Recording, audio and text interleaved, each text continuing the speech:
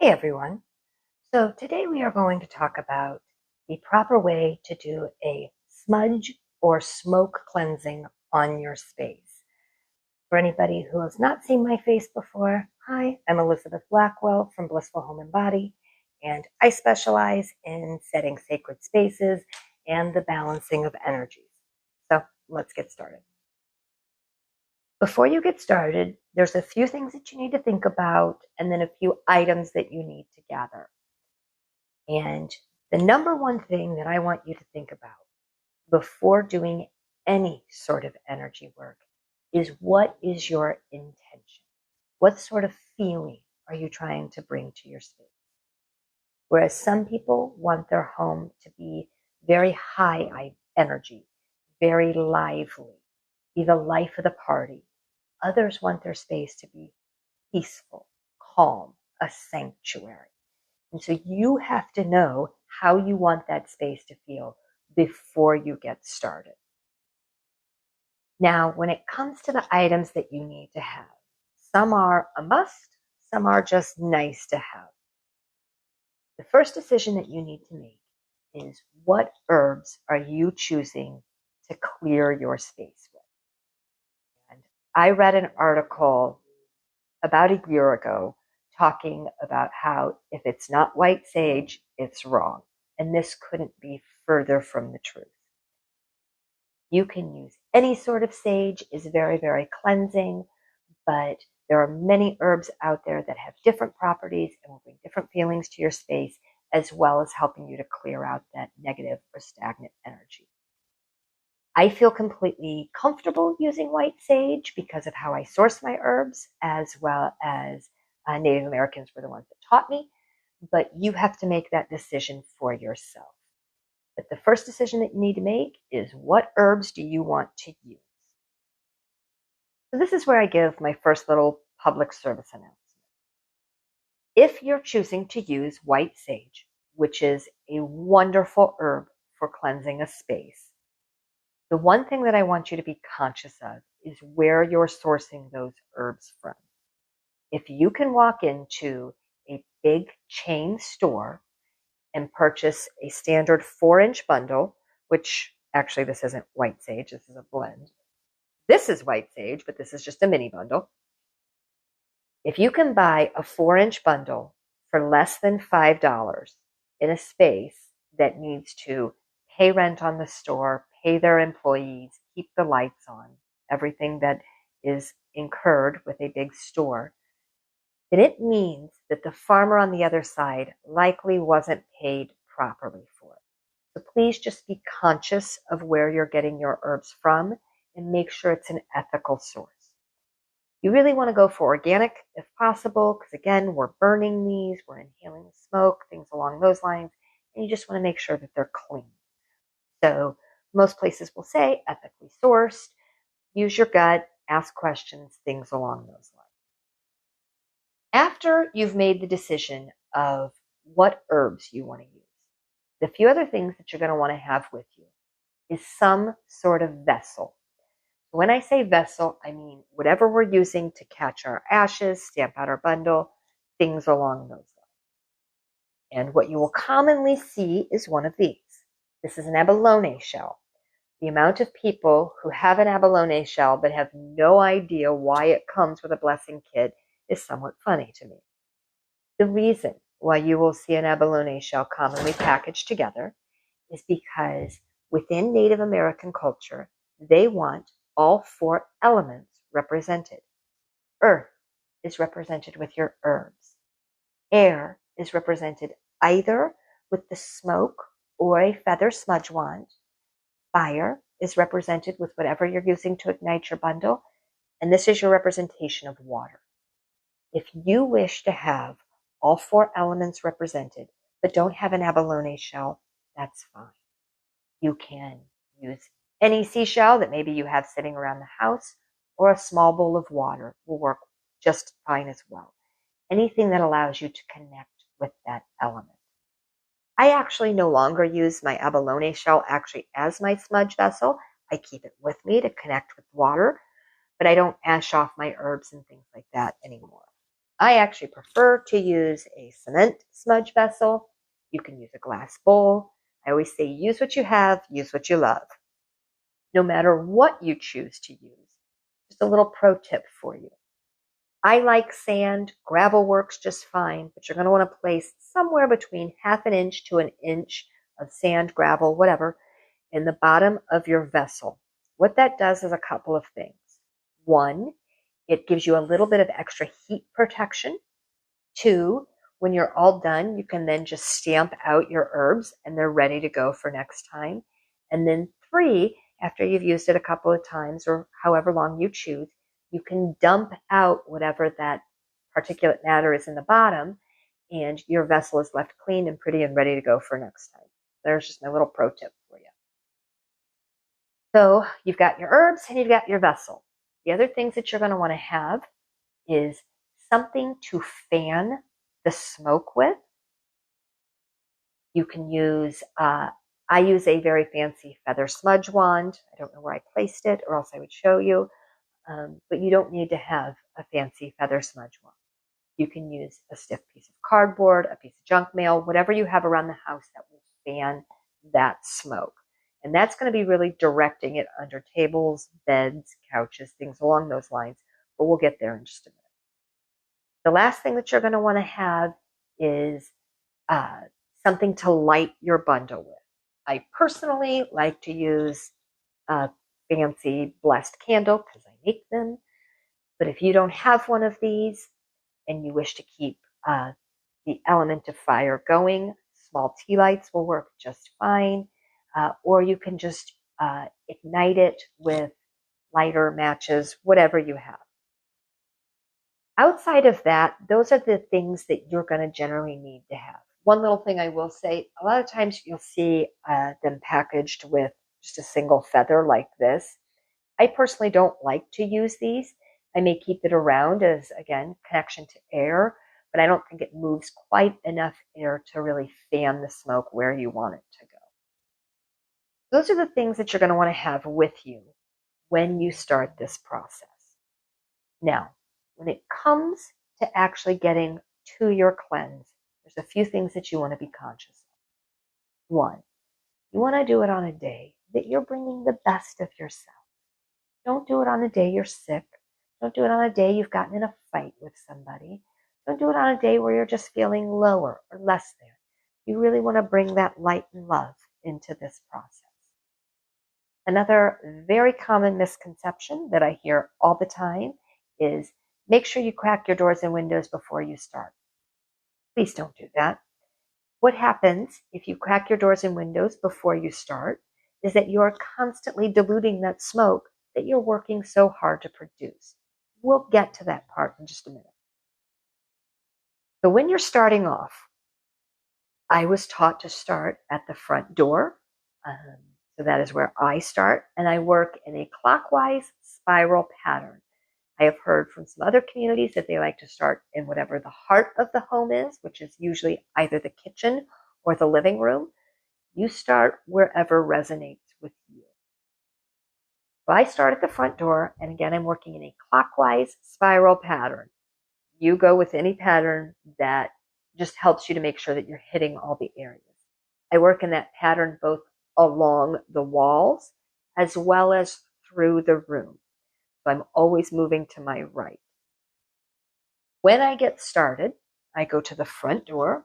I take my bundle, my fancy blessed candle, and I hold it. You want to hold it at about a 45-degree angle, and you really want it to catch. You really want to get, doesn't matter which side you start at, but you really want it to catch all the way across whichever side you're using.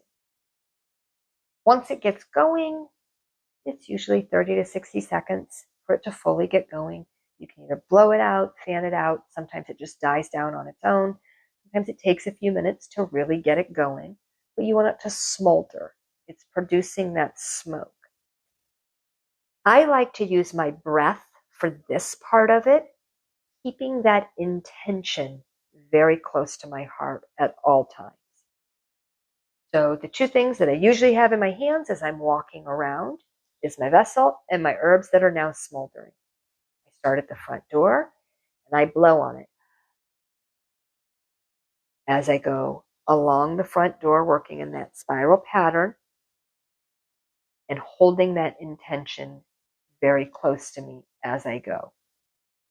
Then I am constantly moving to my right. So in my home, there's an office space just to the right side of my front door. So I will go along that wall and then the next wall and next wall until you move to the center of the room. Where your fan or piece of cardboard will come in is after you've had that plume of smoke, you're going to use that to direct the smoke into those corners, under tables, under beds, things along those lines.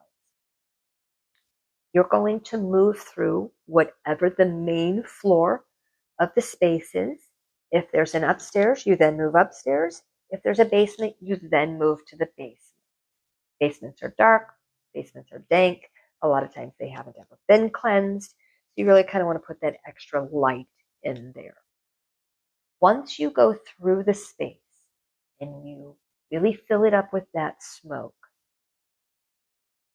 after you are all done, that is the point that you want to open those doors, open those windows, anything to move that smoke out.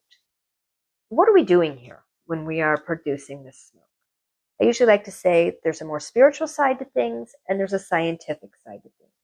I very much embrace both. When it comes to the scientific side to it, you are killing somewhere, depending upon which study you read, between 93 to 98% of airborne viruses, bacteria, funguses, things along those lines. So you're actually physically cleansing the air. You are also producing a large amount of what's called negative ions. Negative ions help to balance out positive ions, also known as electromagnetic radiation. This is what's put off by our TVs, our cell phones, our computers, all of those electronics that we have around us at all times. We are actually causing an energetic shift within the space. As far as the more spiritual side to it, I usually like to give the example, if you've ever walked into a room after somebody's had an argument, even if they're no longer in the room, it just feels uncomfortable. These are the fingerprints that we leave around every space that we're in, whether it's our thoughts, our words, our actions, they all leave an energetic imprint. This is our way of wiping down that window or clearing out that space in order to bring in the positive feeling that we want. After we've gone through and we've filled our space up with smoke, and then we've opened up all those doors and windows, and we've let the smoke out, we are now left with a perfectly cleansed space. It is just as important to make sure that you fill that space up with positive energy. And there's a variety of ways to do this. You can go back in with another herb. I love Yerba Santa for that, empowering, lifting feeling. Whereas a space that maybe has a new baby, I might use something along the lines of lavender because it's very calming, very peaceful. But there's a full video on how to bring positive energy into your space. You can use any of those methods, or you can simply use yourself. Whether you call it prayer, meditation, intention, it doesn't really matter. You're going to walk through the space holding the feeling of what you want that space to be filled with. I like to picture white light. I always tell everybody, go with what resonates with you. And I'm holding that feeling as I walk through the space. So my kitchen, I want it to be a space of health and wellness and nutrition. In my living room, I want it to be a space of togetherness, family, a space where my children can come together and feel the love. But my bedroom, I want to be a place of peace and tranquility. So I will walk through, and whether I'm using a product or not, I will picture that space being filled with that feeling. This is where you really want to tap into that inner light within yourself and feel as if it is leaving you and filling the space. We've gone through, we've cleared it out, we've filled it back up with positive energy. You now want to add a layer of protection. Again, there's a variety of ways to do this. If you want to use an additional plant product, any of your woods are very, very protective and they give that barrier. Cedarwood, sandalwood, pine, any of those will work very well. This is Palo Santo. This is another one of those.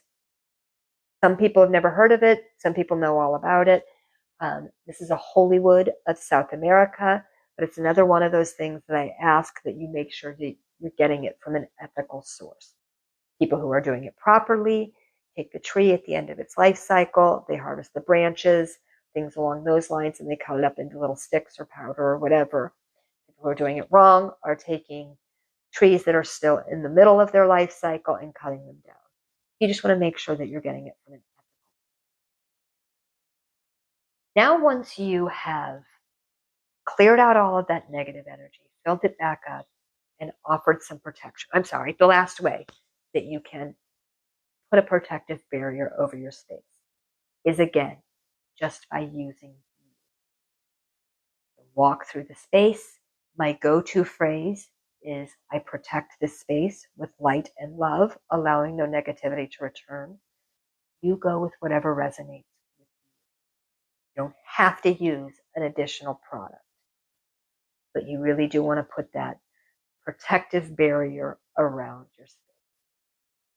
And then this is where I say, be protective of your space. Be funny about what comes into your space. Have somebody that is negative in your life, do your best to keep them outside of the space. If they have to be in your space, just be energetically conscious about it. Be mindful about what is brought into your space or what is resonating throughout. I have a funny thing about the news. It's never good news. And that is not something that I want to be on in my space. There are other ways of knowing what's going on in the world without broadcasting the news. So just be protective of your space. Make sure that you're being conscious of what comes into your space. And I do just want to take a minute here to, when I say space, I mean any area that you are spending a large amount of time in. I'm primarily talking about homes here, but whether this is your home, a classroom, an office, a car, any of those, you just want to be conscious about what is surrounding you. So I hope this information has been helpful to you today. If you ever have any questions, please don't hesitate to reach out, either here on YouTube, Instagram, my email, whatever. This is what I do, this is what I love, and I'll help out in any way that I possibly can. If this information has served you, please hit that like button or even think about subscribing. It really does help out small channels like this. So again, I'm Elizabeth Blackwell, and well, my friends.